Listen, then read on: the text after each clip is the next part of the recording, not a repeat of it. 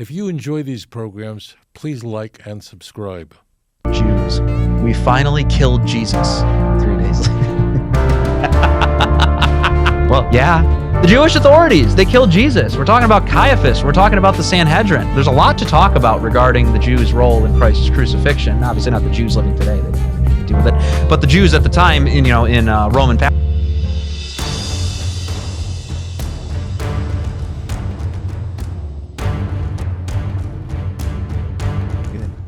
All right, we will move on to the next caller. You're live on the air. Please tell us your name and where you're calling from.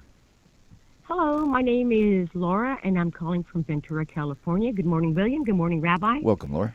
Rabbi, I'd like your opinion on a couple things out of the book of John. When Jesus is before Pilate, he makes a statement to Pilate saying, "You could have no power at all against me unless it had been given you from above. Therefore, the one who delivered me to you has the greater sin."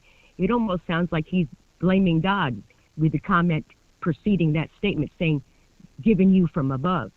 Any comments on these? All right, Laura, go ahead and hang up now to me for your answer. Thank you for your call. Thank you. You bet. Bye-bye. John's passion narrative, which means the narrative describing Jesus's arrest, death, and resurrection, is the most anti-Jewish of all. And that's quite a contest.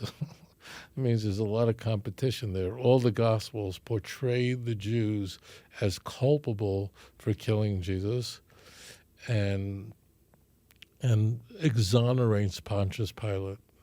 Now, the question is to what extent. I write about this in Volume 1 of Let's Get Biblical. So Mark, the Jews definitely are urging Pontius Pilate to go ahead with this, and Pontius Pilate is definitely reluctant. But we encounter things in the book of John, which is very strange.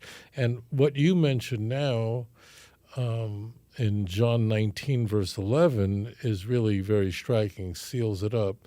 So the Jews are demanding that Jesus be crucified. Well, we find that famously in Matthew 27. But in John, Jesus is very talkative. That's so different than Mark.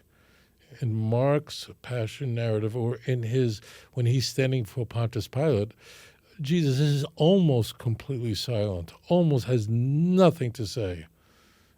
In fact, in Mark's whole passion narrative, he is absolutely silent, bewildered by what's happening.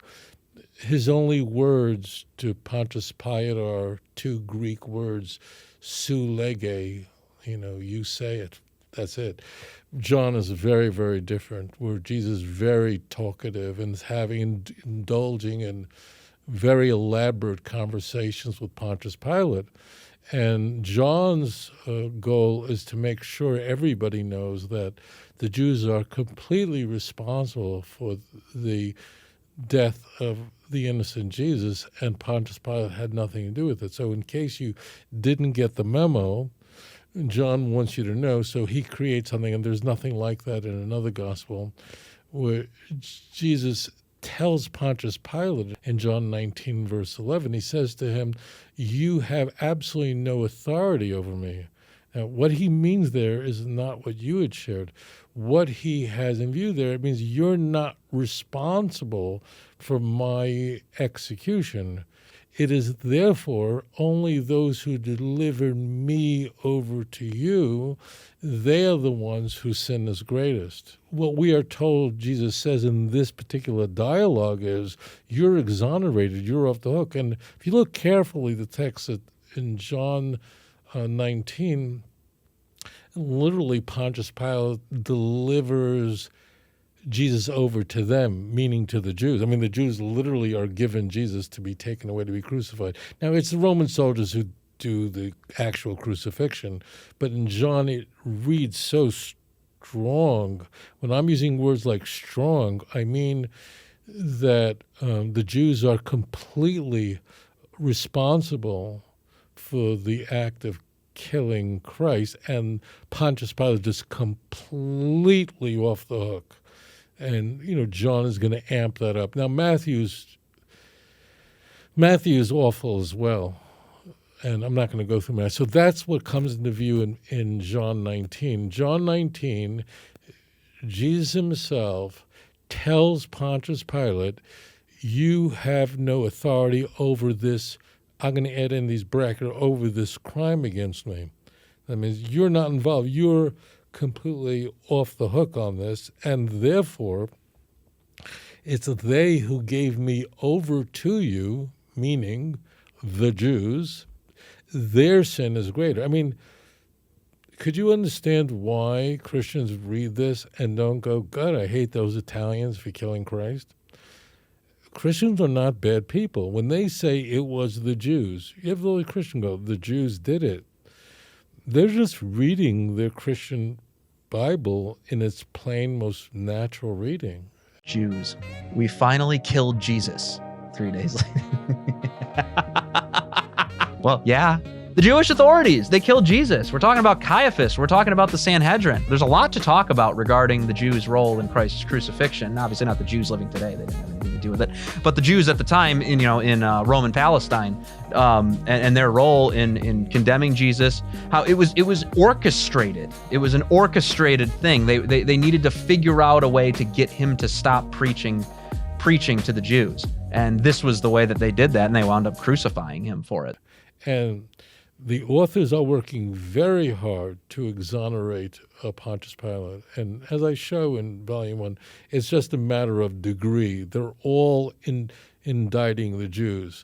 So much so that there are Christian denominations that think, for instance, in the Ethiopian church, they regard Pontius Pilate as a saint, that he actually repented of whatever sin he had in this affair, killed himself, and they venerate him. They venerate Pontius Pilate.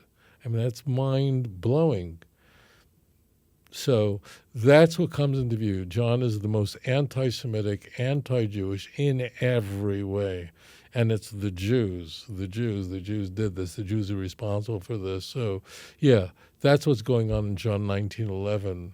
This is why the Jews are suffering so much and why our enemies hate us so much. Christians are not evil. They're not bad. I mean, there's some crazy ones, but their minds have been poisoned with this kind of toxic literature, and that's why they hold views about the Jewish people that they otherwise no rational person would embrace. Thank you for your question.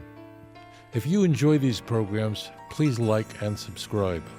אדון עולם אשר מלך בטרם כל יציר נברא לעת נעשה בחפצו כל אזי מלך שמו נקרא ואחרי ככלות הכל לבדו